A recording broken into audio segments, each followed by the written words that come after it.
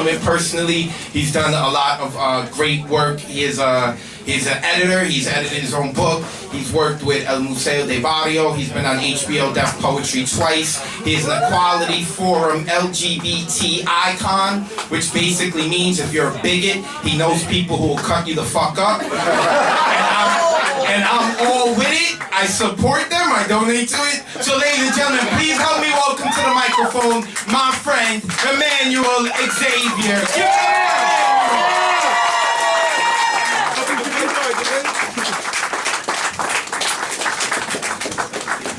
I didn't know how I was going to follow that. But switching gears completely.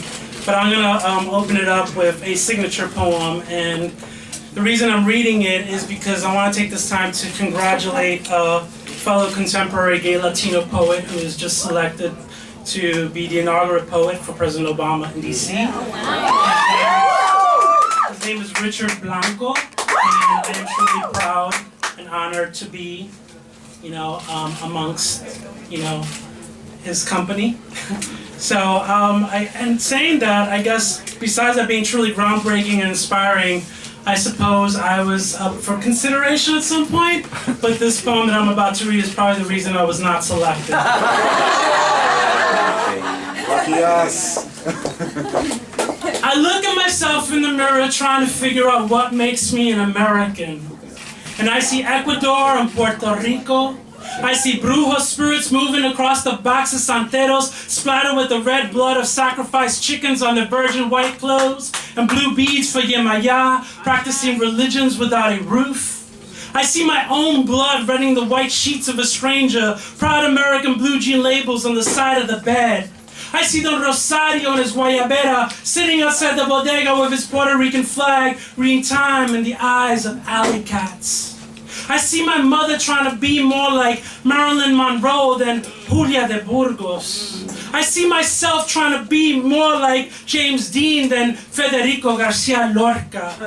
I see Carlos Santana, Gloria Estefan, Ricky Martin, and Jennifer Lopez more than just sporadic Latin explosions, more like fireworks on El 4 de Julio, as American as Bruce Springsteen, Janis Joplin, Elvis Presley, and Aretha Franklin. I see Taco Bells and chicken fajitas at McDonald's. I see purple, blue, green, yellow, and orange. I see Cheetah Rivera on Broadway. You see, I am as American as lemon merengue pie. As American as Wonder Woman's panties. As American as Madonna's bra. As American as the Quinteañeros, the Abduls, the Lees, the Jacksons, the Kennedys, all of us immigrants to the soil, since none sound American Indian to me. As American as television snow after the anthem is played, and I am not ashamed. Jose, can you see? I pledge allegiance to this country. This is me, land of dreams and opportunity, land of proud detergent names and commercialism, land of corporations. If I can win gold medals at the Olympics, if I can sign my life away to die for the United States, ain't no small town hick gonna tell me I ain't an American, because I can speak in 2 languages. Coño carajo, y fuck you! This is my country too, where those who not believe in freedom and diversity are the ones who need to get the fuck out.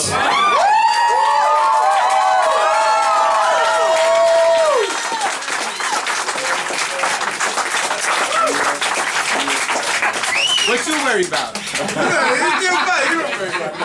I don't think that would have flied well at DC on the 21st.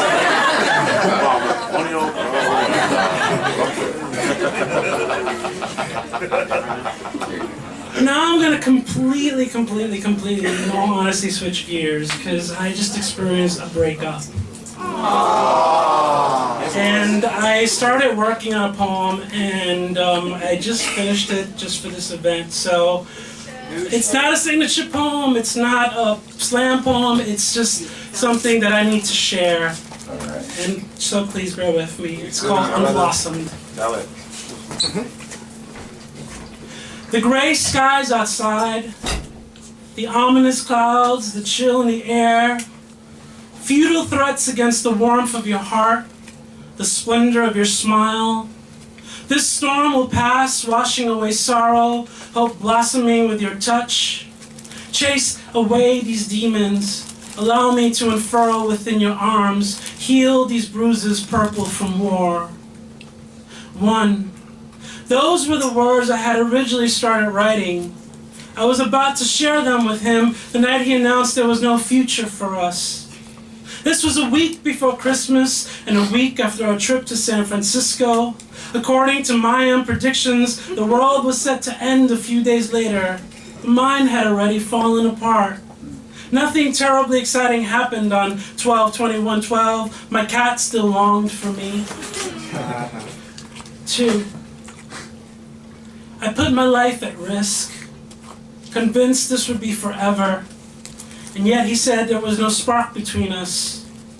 I suppose out of insecurity, I was committed to making this work. They say sacrifice is everything. In more than just biblical terms, I have literally been a whore. Besides emotional baggage, I am physically handicapped, deaf in my right ear. The advantages are an open mind and only one earplug to drown out snoring. Friends have died, children have been killed. My tears, this poem, inspired by another failed relationship. 3. Thanks to my father, I've been used to being abandoned by men since I was born. Between my mother and stepfather, I had such a fucked up childhood. It's a good thing I didn't march myself right up to an orphanage and put myself up for adoption. But strangely enough, this never stopped me from believing in true love, unattainable as it has seemingly been for me. 4. I don't know what I dreamed of before being molested as a child. Perhaps the comfort of wild beasts. I knew of innocence once, even if only for a handful of years. There is no love for tainted children or a forgiving God or heaven. We only provide temporary pleasure before undamaged pastures are sought. I have given myself freely, if only to rest inside and embrace and believe in the possibility of being wanted. I hope to lift the weight of this heavy heart, dropping it to watch it burst as it hits the hell below, the only world I've ever known. 5. I no longer have my youth, and my strength has stumbled.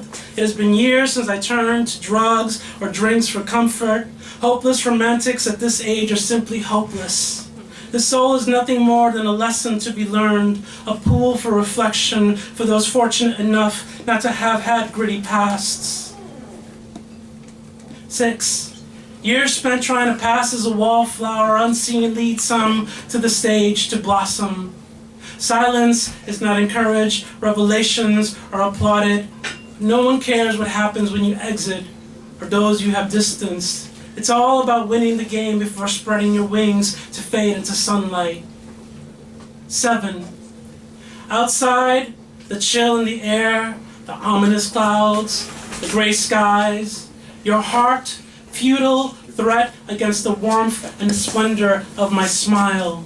Your sorrow, a storm that will not pass. Your touch, unblossomed. I chase away my own demons. Allow myself to unfurl in the arms of others. Bruises purple from war.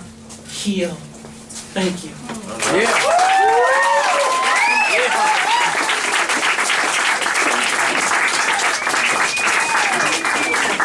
One more time. That was Emanuel Xavier. Give him some more.